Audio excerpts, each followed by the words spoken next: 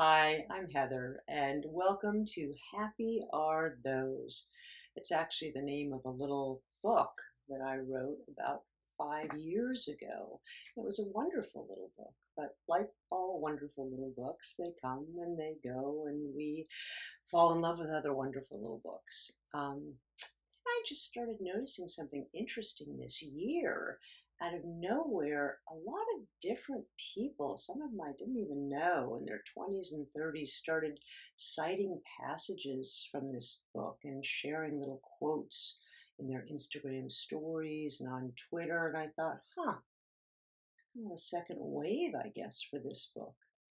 And for many years, people have really encouraged me to do a video series like this and share some of my teachings and my learnings and some wisdom maybe that I've picked up along the way. And I thought, well, okay, maybe now is the time.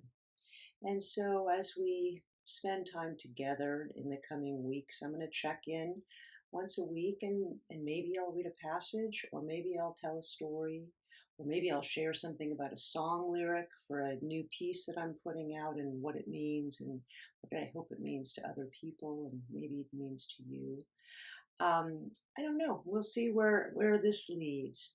But for now, I'm going to get us started and grounded and rooted by reading the opening to this little book, Happy Are Those, because I think that's a good place to start.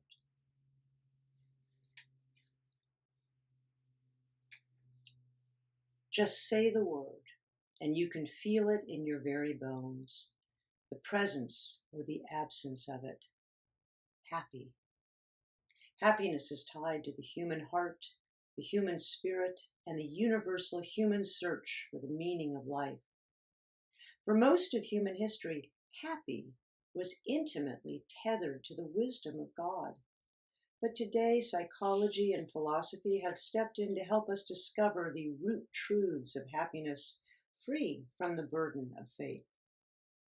Martin Seligman, a leading 21st century researcher in positive psychology, describes happiness as having three parts: pleasure, engagement, and meaning.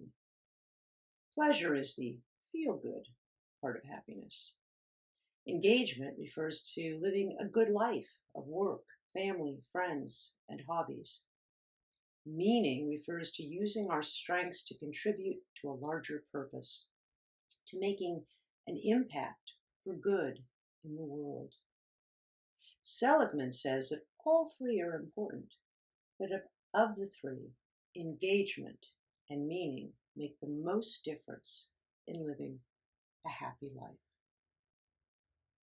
With all this clarity about the nature of happiness, it's curious then that our modern era is so filled with people suffering from depression, anxiety, isolation, despair, hopelessness, purposelessness, and feelings of deep insignificance.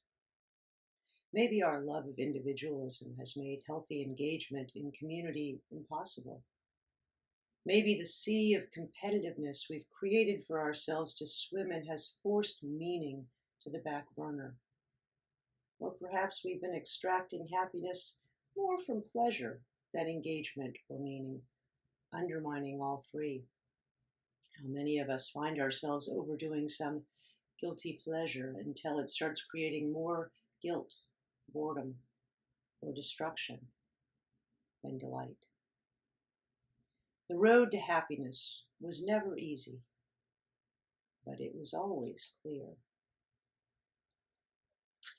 I think we'll stop there, this idea of clarity. I hope that these 5 minutes or so each week will be a place where you can find greater clarity about the nature of God, the wisdom of God, the love and mercy and power and beauty of God, and that we can get some of the muck out of the way that prevents us from seeing things clearly. I'll see you next week. Peace.